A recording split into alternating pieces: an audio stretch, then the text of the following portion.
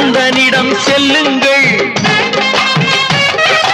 என்ன வேண்டும் சொல்லுங்கள். கந்தனிடம் செல்லுங்கள், என்ன வேண்டும் சொல்லுங்கள். வந்தவினை தீந்துவிடும் மற்றவற்றை தள்ளுங்கள், வந்தவினை தீந்துவிடும் மற்றவற்றை தள்ளுங்கள். கந்தன் காலடியை வணங்கினான் கடவுள்கள் யாவரையும் வணங்குதல் போலே. கந்தன் கந்தன் கந்தன் காலடியை வணங்குங்கள். அம்மையானவன் எமக்கு அப்பனானவன், அம்மையானவன் எமக்கு